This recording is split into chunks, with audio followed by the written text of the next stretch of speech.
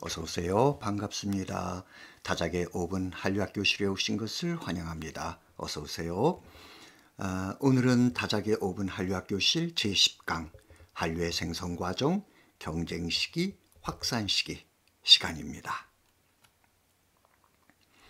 TV가 처음 등장한 1950년대부터 1980년대까지를 모방과 동조화의 시기, 즉 수입 시기라고 한다면 1990년대는 모방과 탈동조화가 동시에 이루어지는 경쟁 시기입니다. 이 같은 경쟁 시기는 일본 후지 TV의 도쿄 러브스토리가 이미 선점하고 있던 아시아 드라마 시장에 MBC의 트렌디 드라마 질투가 치고 들어가면서 시작이 됩니다. 본격적인 문화로 땅 따먹기의 시대가 열린 것이죠.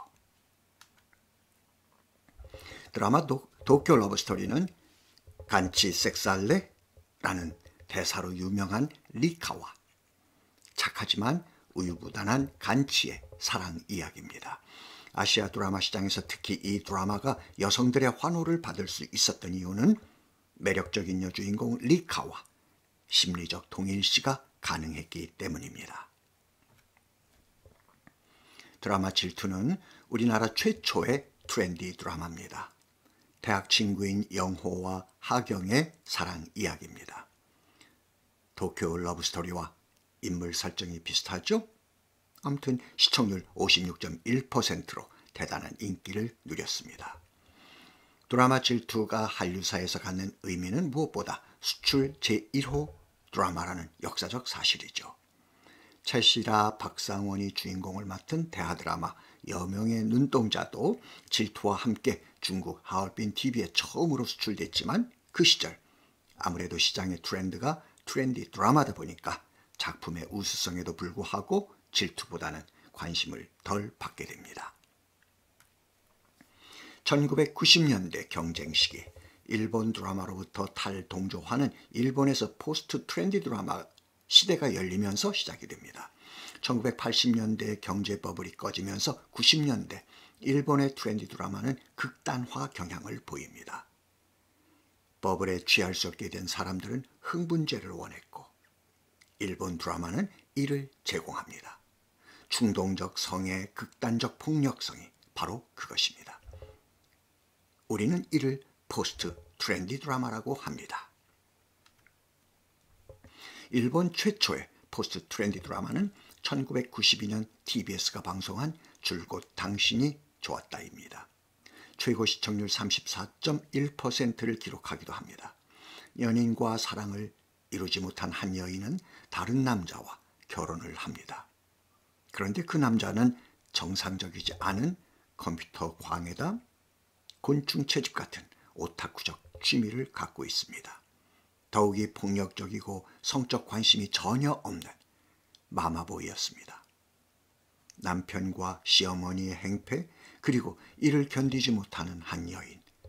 드라마는 이렇게 극단적 상황을 만들어갑니다. 일본의 포스트 트렌디 드라마를 상징하는 대표적 작가는 노지마 신지입니다. 그의 TBS 3부작 고교 교사, 인간 실격, 미성년 등은 일본 사회에 큰 충격을 줍니다. 1990년대 노지마 신지의 작품에서 드러나는 특징들은 자살, 폭행, 섹스, 성추행, 동성애, 이지매, 강간, 불륜, 스와핑, 근친상간, 가스라이팅 등 상상을 뛰어넘는 충격적인 소재들을 다루고 있다는 것입니다. 1990년대 일본의 포스트 트렌디 드라마를 상징하는 키워드들입니다. 이와 반대로 한국의 우리의 트렌디 드라마는 같은 시기 일본의 트렌디 드라마로부터 탈동조화 현상을 보이면서 보다 건강한 트렌디 드라마로 거듭납니다. 1993년 방송된 트렌디 드라마 파일럿은 항공대학교 항공운항학과 학생 강민기, 박상현, 이윤철, 에어버스 수석 실내 디자이너 노혜란, 대한항공 운항관리팀 이지원 등 젊은 청춘 남녀들을 주인공으로 합니다. 이들의 대학 캠퍼스 생활에서부터 졸업 후 대한항공의 입사의 꿈을 이루기까지의 도전과 사랑을 밝고 건강하게 그렸습니다.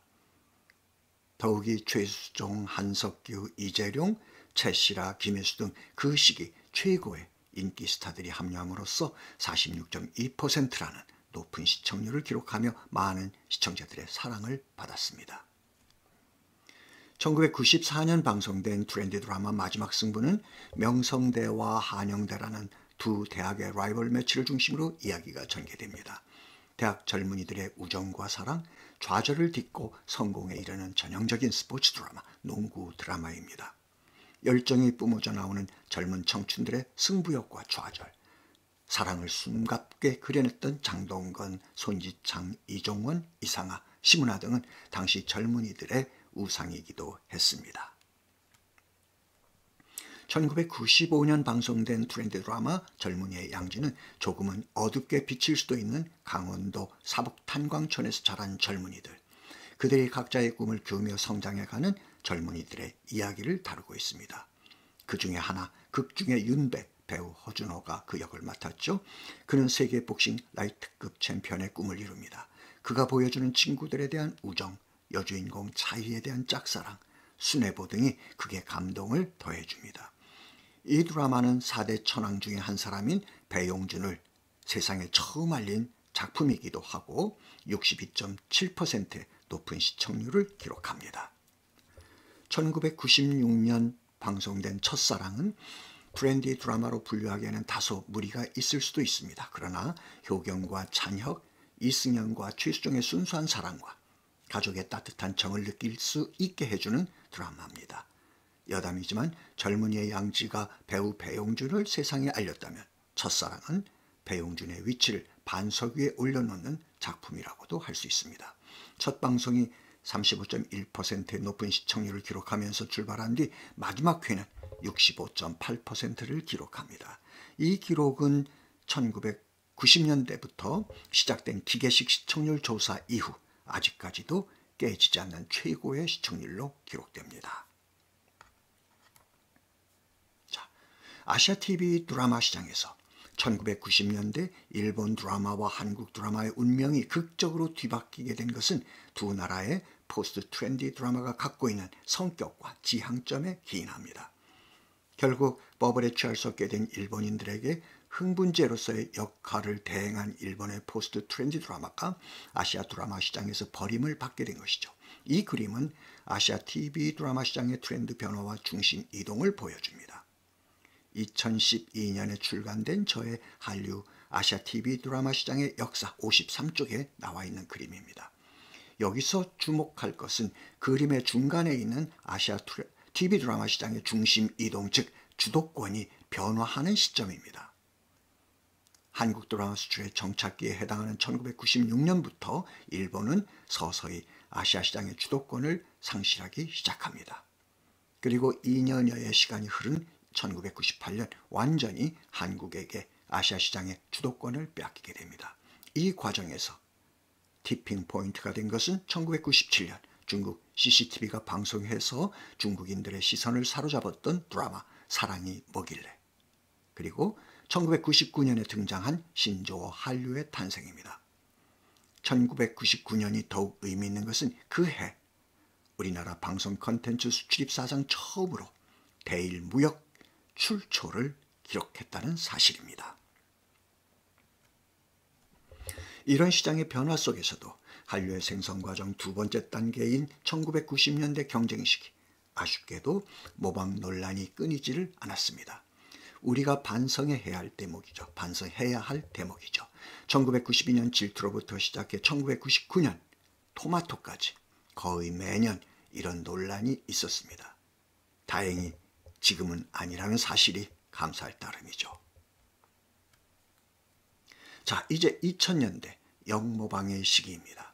한류의 생성 과정 세 번째 단계 확산 시기입니다. 그렇게도 사회적으로 논란이 되던 일본 드라마 모방의 문제가 확산 시기에 들어서면서 완전히 역전이 됩니다. 반갑고 기쁜 소식이죠.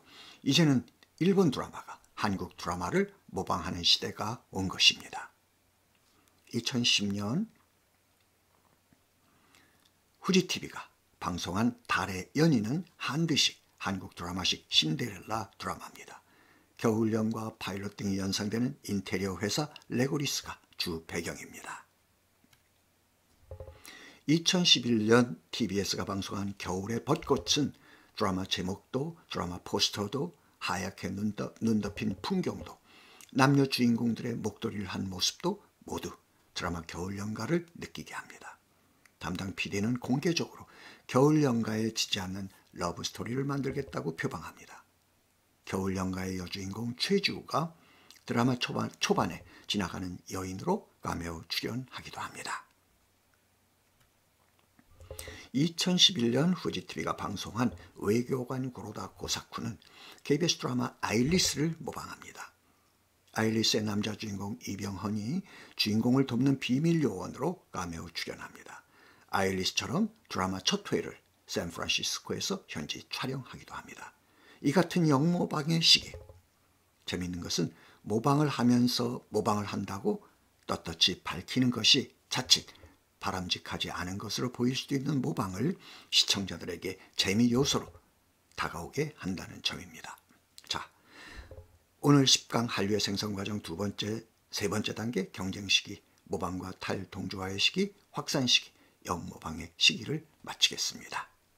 다음 주부터 3주간은 한류의 생성 요인, 인식적 요인, 환경적 요인, 산업적 요인 편입니다. 여러분들의 많은 관심 부탁드립니다. 자, 이제 실운 외치는 시간입니다.